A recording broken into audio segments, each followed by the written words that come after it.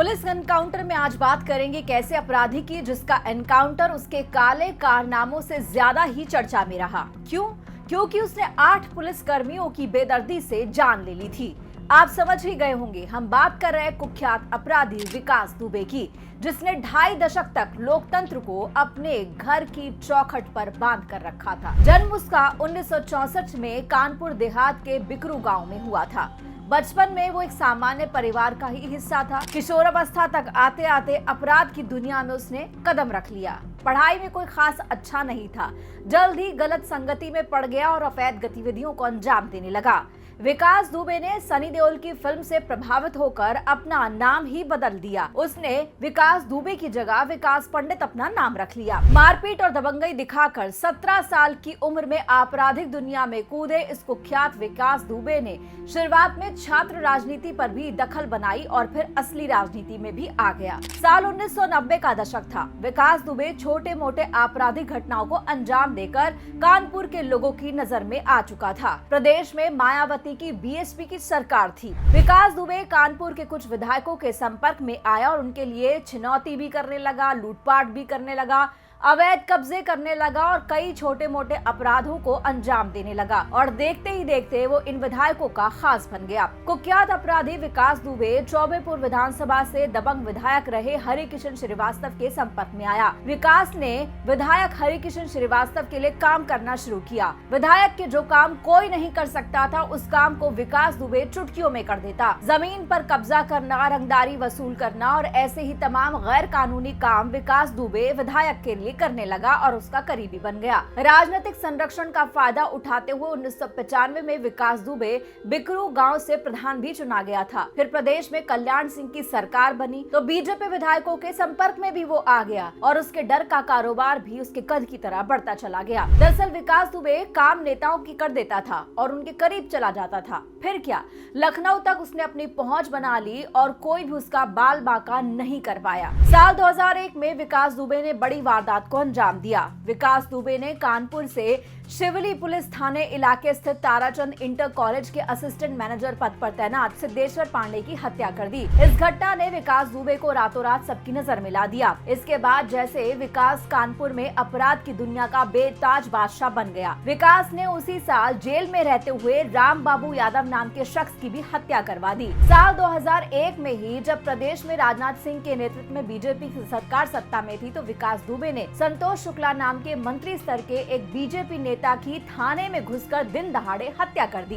इस घटना में 2 पुलिसकर्मी भी शहीद हो गए थे। इस हत्याकांड के बाद विकास दुबे पूरे प्रदेश में छा गया और उसका खौफ इतना बढ़ गया कि उसकी तूती बोलने लगी। इस हत्याकांड में विकास को गिरफ्तार किया गया, लेकिन किसी भी पुलिसकर्मी ने या किसी और व्यक्ति ने भी उसके खिलाफ किसी तरह का कोई बयान नहीं दिया, जिसकी वजह से वो रिहा हो गया। मंत्री स्तर के बीजेपी नेता के हत्या के बावजूद जब कोई उसका कुछ नहीं कर पाया तो उसका मनोबल भी बढ़ता चला गया। इसके बाद विकास दुबे ने साल 2004 में कानपुर के केबल व्यापारी दिनेश दुबे की हत्या करा दी। प्रदेश में जिस भी पार्टी की सरकार हो, विकास दुबे के किसी न किसी बड़े नेता से संबंध रहे हैं, जिसकी वजह से वो हर बार कांड करता, हर बार हत्या करता और बच जाता। विकास दुबे ने बाद में बीएसपी से जुड़कर पंचायत स्तरीय चुनाव लड़ा था। 2006 से लेकर 2015 की बात करें तो विकास दुबे के परिवार का कोई न कोई सदस्य ग्राम प्रधान चुना जाता था। विकास दुबे कानपुर उत्तर प्रदेश का एक ऐसा कुख्यात अपराधी बन चुका था जिसके खिलाफ 71 से ज्यादा आपराधिक मामले दर्ज थे, जिनमें हत्या, अपहरण और कई गंभीर मामले दर्ज थे। उस पर 5 लाख का इनाम भी एक समय में घोषित किया गया था। फिर आया साल 2020। ये वो साल था जब विकास दुबे ने अति कर दी और उसके पापों का घड़ा भर गया। 2 जुलाई 2020 को इस दिन विकास दुबे और उसके साथियों का एनकाउंटर हो जाता, लेकिन पुलिस का पासा ही पलट गया। बिकरू गांव ये वो जगह है जिसे विकास और उसके परिवार का गढ़ कहा जाता था। विकास दुबे का घर 12 फुट ऊंची दीवारों से घिरा किलेनुमा था, जो गांव के बीचों बीच था और तकरीबन 6 से 8 शूटर्स वहां हमेशा रहते थे। दरअसल राहुल तिवारी नाम के शख्स ने विकास दुबे के खिलाफ धारा 307 के तहत मामला दर्ज कराया। तब पुलिस ने उसके यहाँ पर दबिश देने का फैसला किया। पुलिसकर्मी विकास के घर की तरफ बढ़ रहे थे, तभी सफेद रंग से पुते घर से 100 मीटर की दूरी पर एक पीले रंग की जेसीबी मशीन दिखाई। जेसीबी मशीन खड़ी होने की वजह से पुलिस की गाड़ी का रास्ता पूरी तरह ब्लॉक हो गया। ऐसे में पुलिस की टीम पूरी तरह से फंस गई। कुछ पुलिसकर्मी जेसीबी को पैदल पार करके विकास के घर की तरफ बढ़ने लगे। तब विकास दुबे के शूटर्स ने पुलिस पर ताबड़तोड़ फायरिंग कर दी। लगभग 2 दर्जन से ज्यादा पुलिसकर्मी थे, जिनमें से ज्यादातर घायल हो गए। इस खूनी खेल में एक डीएसपी समेत 8 पुलिस कर्मचारियों की मौत हो गई। डीएसपी की बेरहमी से हत्या की गई थी। रिपोर्ट के मुताबिक ये घात लगाकर किया गया बड़ा हमला था। यानी विकास दुबे के पास पहले से ये इन्फॉर्मेशन थी कि पुलिस उसके घर आने वाली है।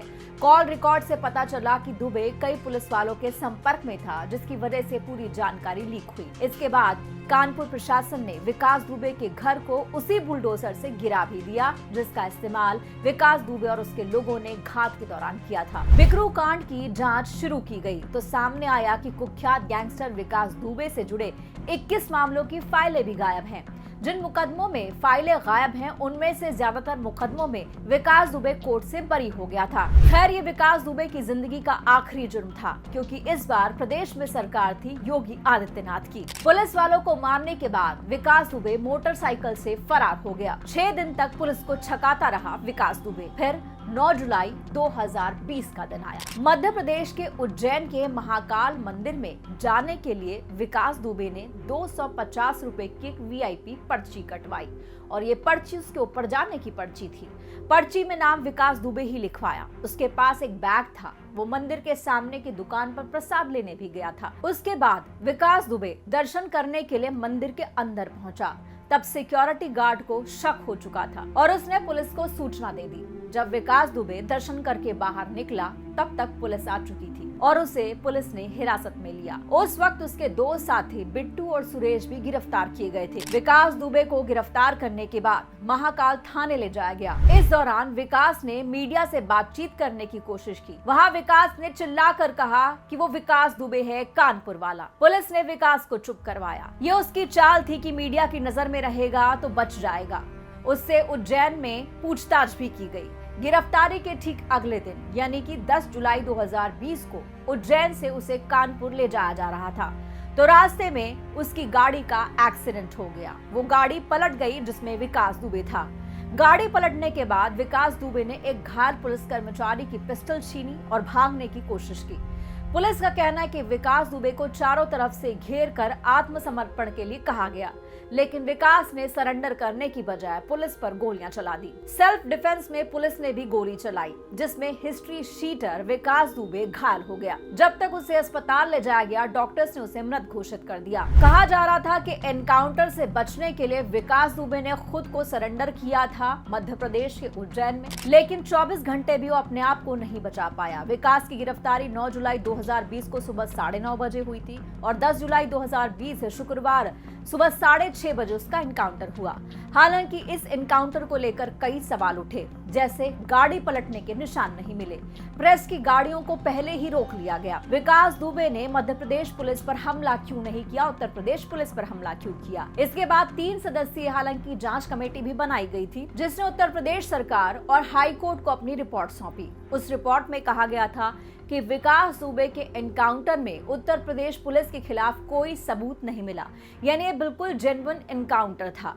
अब ये जेन्युइन एनकाउंटर था, ये रिपोर्ट फाइल कर दी गई, लेकिन जिसने भी इस पूरे कांड को देखा, उसने विकास दुबे के जाने के बाद यही कहा कि एक अंत हो चुका है बुराई का, खौफ का, और उसके जाने के बाद बिकरू की जो जिंदगी थी वो वापस अपनी पटरी पर लौट आई, लेकिन बिना किसी खौफ के।